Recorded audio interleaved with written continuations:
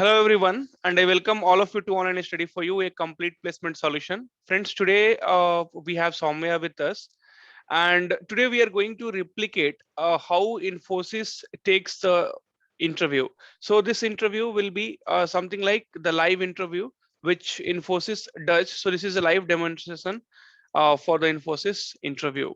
So let us start, and you will be exactly getting the same thing. I mean, the same feeling like, yes, so we are conducting the interview. So I will be the interviewer and Soumya will be the candidate. So let us start with the interview. So hello, Soumya. Can you show me your ID card to proceed with the interview? Yeah, sure, sir. Here's my ID card. I hope Yeah. that is properly visible. Yes, yes, it is visible. Great. Okay. Thank you, sir. Fine. So can you tell me about yourself? Yeah, sure, sir. So basically, I belong to Itawa. Currently, I'm pursuing a BTech degree in computer science and engineering in my last semester as of now. Talking about my technical skills, so I know programming languages like C, C++, and Python. During the lockdown period, I started learning Python. Then I moved to the machine learning part. Even the final year project that I've made is based on machine learning itself. Coming to the internship which I have done, so I have worked as a technical content writer at Data Spirit, where I used to write articles based on machine learning. And as of now, I'm working as a software trainee at Nagaru. Okay. So you mentioned about machine learning. So can you Yes. explain a bit of machine learning in layman terms? Yeah, sure, sir. So machine learning is, if I'm relating this with a real world example, so let's Mhm, take a small kid, uh, a newborn baby, or like we can say a baby of 2 to 3 years old. So mhm, if we want him to learn something, we are showing him example. For example, if we want him to differentiate between a cat and a dog, so different examples we are showing him. This is how a cat look. If some cat is there, so I will be addressing him that this is cat and this is dog. So we are basically making him learn so that he can differentiate between these two animals. That is the same case with the machine learning as well. So here we are training our machines. We are providing them the data. For example, in the child case, we took the different animals to differentiate between. mhm, Similarly, here we are also providing the data so that machine can learn from it. It's not like the way we do usually, like we are coding some part. No, so we are not explicitly programming. That is not involved here. mhm. Machine is learning the patterns and the hidden pattern basically by using the data which we are providing. Okay, great. Can you also tell me about your final year project? Yeah, sure. So as if I mentioned that it is based on machine learning. Mhm, So my project is basically used car price prediction. So mhm, basically we are trying to predict the price of a second hand car. Generally what we have observed that now the demand for second hand car is getting increased when it compared to the new car price, right? true. So what we are trying to do is we have taken the data set from Kaggle. The first step in a machine learning project is always the data collection. So we have taken it from Kaggle.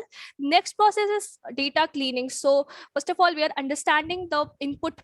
Basically, we are having here, like for example, in this project, we were having the brand name of the car, the kilometer it has been driven, whether it's using CNG or not, like it's using petrol or like how Diesel. many owners it, yeah, petrol or diesel, how many owners it has. So Mhm, different such input parameters are given. So we are basically trying to understand whether if there is any missing value or some values is absent. So we have to take care of these things, otherwise it will lead to some sort of error or biasing further in the machine learning process in the model making basically. Then the next process is data pre-processing. For example, when we are having categorical values like is petrol or diesel, so machine learning model won't understand that what is petrol, what is diesel. So we have mhm, to pre-process that data. We have to use other techniques like is one hot encoding so that it can understand the things. Next come the thing that basically which machine learning algorithm would be a fit directly just by the problem statement. We cannot come to a conclusion, because they are different machine learning algorithms. Although it is a regression problem, that is clear from the problem statement itself, but which algorithm would suit, that we have to, like, it's like a hit and try thing. We have to try with different algorithms. We have to understand the accuracy the every algorithm is giving, and which one algorithm is providing is the best accuracy. We have to go with that. So here we have used linear regression along with the random forest, and for this we were getting the accuracy of 83%. And here we have done some sort of visualization, because the data is very vast and we cannot just understand it properly, so visualization comes sort of handy in that part. So that was the complete project of mine. Okay, great. So this was deep explanation. So this project was done by you alone, or it was done by a team? Yeah, so we were a team of 4, and here I was the project lead. Okay. So what was your role? I mean, you did the coding part, or you did the integration part, or the testing part? So what was your role in that? So the machine learning part, that machine learning model part, that is done by me. Rest what we have done is we have tried to connect the machine learning model with the front end part as well. Front end, back end also we have done. So the front end part, back end part, that was done by other team members. Great. Okay. So are you aware of OOPS concepts? Yes, sir. So OOPS basically stands for Object Oriented Programming, and it basically is a programming approach that is used to implement a real life or real world entities, like as encapsulation, polymorphism, data abstraction, data hiding. And that's why it is very much in demand. Even in the code, when we are writing things, we are using this methodologies, because it is implementing the real world things. It is surrounded by 2 important components, that is object and class. Class we can define as a blueprint of the object. It is basically a logical entity, whereas object can be defined as any real world entity possessing some of attributes, features, and states of it. If you want me, I can explain OOPS features as well. No, that's fine. Okay, so can you print hello world without using a semicolon? And maybe you can only tell the logic. Yeah, sure, sir. So for this, what we can do is, like, if in C I'm telling you, so we can use a if statement, and inside this if statement we can put a printf statement. So printf double quotes hello world, and just we can put curly brackets as well after this if statement is done. And when you will run this code, so you'll be getting hello world as the output. So here we are not using any kind of semicolon. Okay, so we are avoiding semicolon, correct. And what do you mean by call by value and call by reference? So these are the 2 strategies or 2 methods to call a function. In call by value, what we are doing is we are providing the values of the actual arguments to the formal arguments, or I should say formal parameters. So it's like when if we are doing any sort of change in the formal parameter,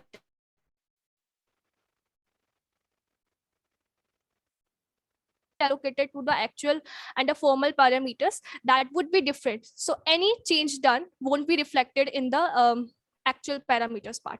Whereas in the case of call by address, what we are doing is we are passing the address of the actual parameters to the formal parameters. So whatever changes we are doing in the formal parameters, that would be done, and that would be reflected in the actual parameter as well.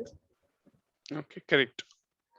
So what do you see your biggest achievement in your life till now? So if I talk about achievement, so what do you, I mean, when did you get this achievement and what was that achievement?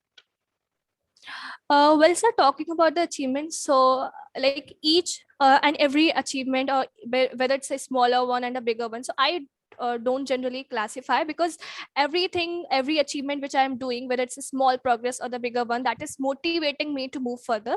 So as such, I cannot say, but yeah, the biggest one I can say, when I got 10 CGPA in the 10th class, and I got a excellent certificate from the education minister of that time. She was Mrs. Smriti Irani. So yeah, according to me, that was the biggest one. But even though it's not like that was the only one, still I'm trying to move further.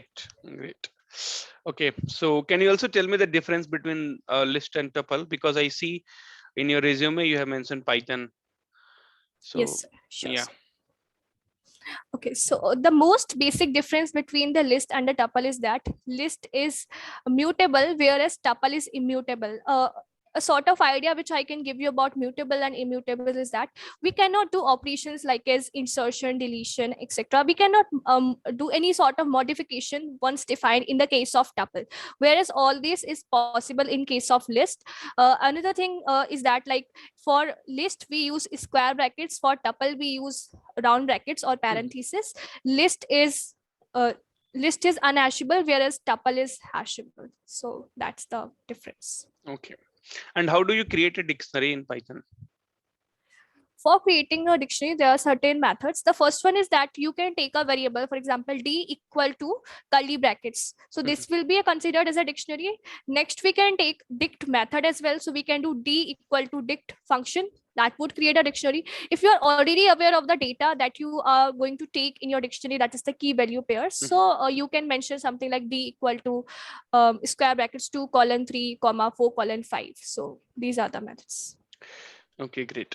And where do you see yourself in 5 years? So suppose if we hire you in Infosys, so where do you see yourself in 5 years?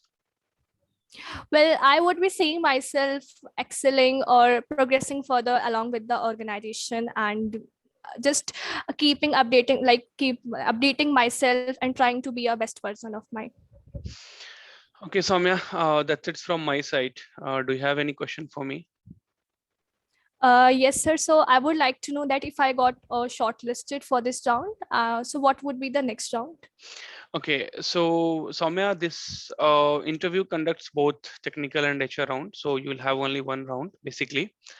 So if you get shortlisted, then HR will contact you and then your onboarding process will start. So you'll be like finally selected if you are getting shortlisted in this interview. Okay, sir. Thank you so much, sir. Yeah, you're welcome, Soumya.